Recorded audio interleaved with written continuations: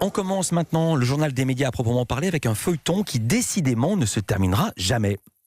Ce feuilleton, c'est celui du retour de Friends. Souvenez-vous, ça fait des mois que je vous parle du retour des 6 comédiens devant la caméra pour un projet commun. Il a fallu des mois de négociations pour réussir à mettre tout le monde d'accord. Il aura aussi fallu des photos sur Instagram qui cassent les internets. Et enfin, on y était. Les 6 avaient accepté de se retrouver le temps d'une simple émission pour se remémorer leurs plus beaux souvenirs. Le tout, quand même, contre la bagatelle de 3 millions de dollars chacun. Eh bien, le coronavirus aura finalement eu raison de ce comeback. L'émission spéciale a finalement été décalée par la production et on ne sait absolument pas quand cela aura lieu, ni si cela aura lieu finalement un jour. Alors on le sait Cyril, à cause du coronavirus, beaucoup de personnes ont été contraintes de se mettre au télétravail et ce n'est pas sans poser de problème. Et oui, le risque, c'est que tout ce petit monde fasse saturer les internets. Pour éviter que cela puisse arriver, certains ont imaginé qu'on pourrait privilégier certains services plutôt que les divertissements. Alors, pour éviter qu'on en arrive à de telles mesures, Netflix a pris les devants et annoncé hier soir qu'il allait réduire ses débits de 25% dans toute l'Europe et pour une durée de 30 jours, une durée qui pourrait être prolongée. C'est une réduction drastique, mais qui ne devrait pas affecter les abonnés de la plateforme. C'est en tout cas ce qu'assure Netflix. La qualité sera préservée et ils n'auront pas à subir de rupture de flux. Oui, ouais. Et puis, si les gens veulent être vraiment certains d'avoir du bon débit, Netflix donne cette solution, c'est de télécharger la nuit et de regarder offline, comme on dit, hors connexion, ce que vous avez téléchargé. Cyril, tout à fait autre chose, vous voudriez nous parler d'une toute nouvelle newsletter qui arrive dans nos boîtes mail. La newsletter des confinés E.S, c'est le doux nom du dernier né du groupe Sopress, à l'origine notamment de SoFoot et de Society. Et comme pas mal de médias ces derniers jours, Society a décidé de lancer une lettre quotidienne pour garder le contact avec ses lecteurs. Une décision prise il y a tout juste 72 heures avec l'intention d'apporter un peu de l'esprit du magazine dans vos boîtes mail. Anthony Mansuy, qui est en charge de ce nouveau projet, nous explique ce qu'on va trouver dans cette newsletter. On va faire finalement des interviews avec des personnalités qui à la fois nous racontent leur confinement, mais d'essayer d'aller un petit peu plus loin en essayant de faire penser notamment des artistes ou des gens peut-être un peu plus sérieux, des chercheurs qui peuvent essayer de théoriser un peu ce qui se passe, de voir ce que ça dit du monde aujourd'hui, de ce que ça dit de la réaction des Français à cet événement, ce que ça peut dire de la France, du pays, du monde dans lequel on vit, parce que c'est une situation finalement où on est à la fois infantilisé, mais en même temps où on se révèle un petit peu. Donc essayer de faire sortir tout ça un petit peu dans des interviews avec des personnalités. On va aussi mettre une photo un peu marrante par jour qu'on va produire nous-mêmes, des choses qu'on a vues nous-mêmes. On va aussi solliciter les lecteurs de la newsletter pour qu'ils nous fassent revenir eux-mêmes les informations marrantes. Par exemple, il va y avoir on demanderait le message le plus absurde que vous ayez reçu de votre patron ou des messages de maman ou de papa qui s'inquiètent, des choses un petit peu drôles dessus, quoi. La première newsletter des confinés est partie hier matin, avec notamment une interview du comédien Pio Marmaille. Et je vous le disais, on y retrouve aussi beaucoup de ce qui fait l'essence de Society et des magazines du groupe Sopress.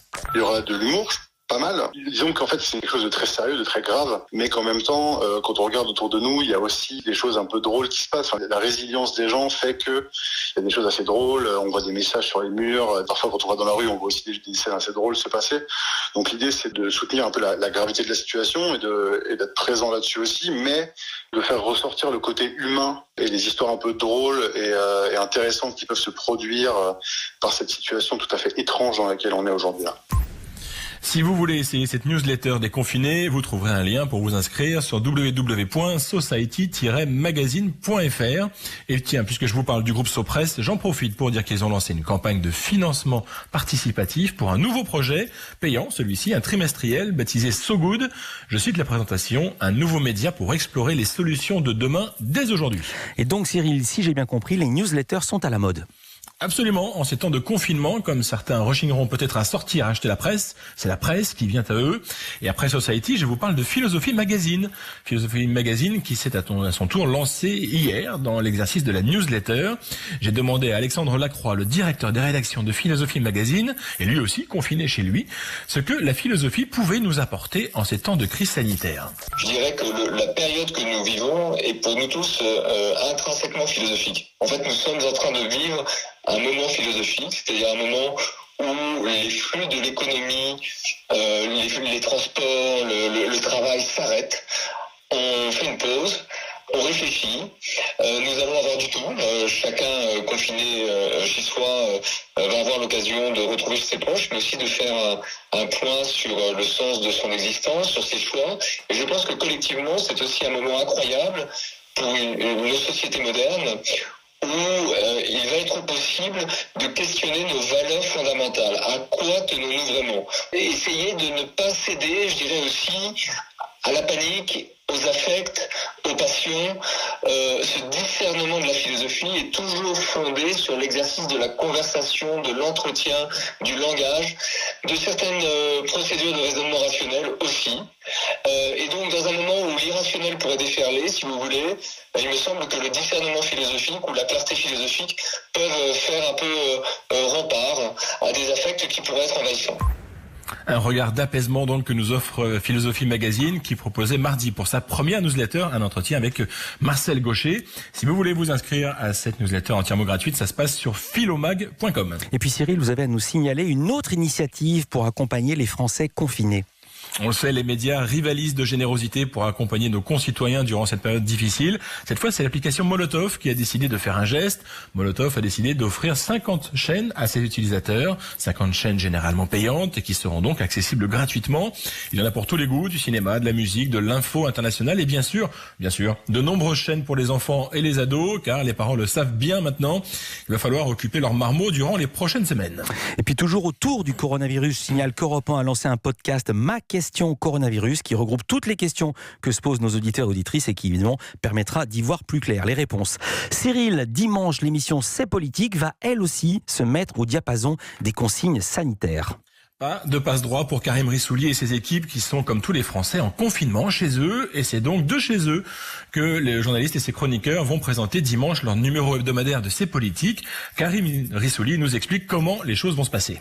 Moi, je serai dans le bureau du maire de la petite commune de Rémalard-en-Perche, qui est la commune où je suis confiné. Le maire sera pas là, mais j'aurai accès à son bureau, où je serai devant mon ordinateur. J'aurai en mosaïque devant mon ordi les différents chroniqueurs. On aura normalement, je croise les doigts, mais c'est bien parti, deux grands intellectuels qui seront Jean Viard et Edgar Morin. Edgar Morin qui a 98 ans, qui a été résistant pendant la Seconde Guerre mondiale, donc le regard de cette figure du siècle qui vient de s'écouler, j'ai vraiment hâte de l'entendre sur cette crise qu'on traverse. Donc voilà, une émission qui va être très riche. Alors, j'ai l'air hyper sûr de moi là comme ça peut-être, mais il y a énormément d'inconnus. Mais j'espère qu'on va réussir à raconter au mieux cette crise et à faire notre part de travail de service public et même d'utilité publique, parce que pour le coup, on n'est absolument pas des résistants, contrairement à ceux qui se battent au quotidien dans les hôpitaux. Mais voilà, notre métier, c'est d'essayer d'informer au mieux. J'espère qu'on va réussir à le faire, et encore une fois en étant 100% sécurité sanitaire pour les équipes et aussi pour le signal qu'on envoie aux gens qui nous regardent. Je pense que de voir des gens qui sont confinés et qui font leur travail mais en respectant les règles imposées par les autorités sanitaires, peut-être que c'est un bon signal aussi. Une émission exemplaire donc, mais qui évidemment n'est pas sans poser de problème, Travail à distance, ça n'aide pas et ça oblige à multiplier les appels, les réunions. Et j'ai quand même demandé à Karim Rissouli s'il y avait un aspect positif à tout ça. Ça apporte du positif, mais comme tous les métiers d'ailleurs, comme peut-être même dans les familles. On se redécouvre peut-être les uns et les autres, on se découvre davantage. Je pense que c'est un révélateur en fait pour tout le monde et y compris pour nous. Ça crée de la solidarité dans les équipes assez évidente, parce que construire 1h20 d'émissions comme ça avec des équipes aux quatre coins du pays, avec des moyens techniques. Là, par exemple, moi je suis dans le Perche, on est quasiment en zone blanche au niveau réseau téléphonique. Là je vous parle, je suis à un point Wi-Fi où ça capte bien, mais c'est un défi technique assez incroyable. Donc ça génère, je pense, une très grande solidarité qui, à mon avis, se ressent aussi dans le reste de la population. Et je pense que de ce point de vue-là, les journalistes ne sont pas différents des autres, vraiment. De la solidarité donc, C'est politique. C'est dimanche à 18h35. Attention quand même, cette semaine, pas de C'est politique la suite. L'émission s'arrêtera à la fin de sa première partie. Et puis dans un tout autre genre, la fin d'un magazine emblématique qui a fait les beaux jours d'un paquet d'adolescents. Ouais, c'est la fin d'une ère, la fin du magazine Playboy. Le célèbre mensuel américain créé par Hugh Hefner en 1953 va disparaître des kiosques. Une décision prise par son patron actuel et qui prend effet immédiatement. Selon le directeur de Playboy, cette décision a été inéluctable et le coronavirus l'a tout simplement accélérée. À l'heure d'Internet, le magazine de charme avait perdu de nombreux clients, mais Playboy ne meurt pas vraiment. La marque va continuer d'exister, justement, sur Internet et toujours avec sa Playmate du mois. Merci beaucoup Cyril Lacarrière, on vous retrouve lundi pour un nouveau journal des médias. Je vous souhaite un bon week-end.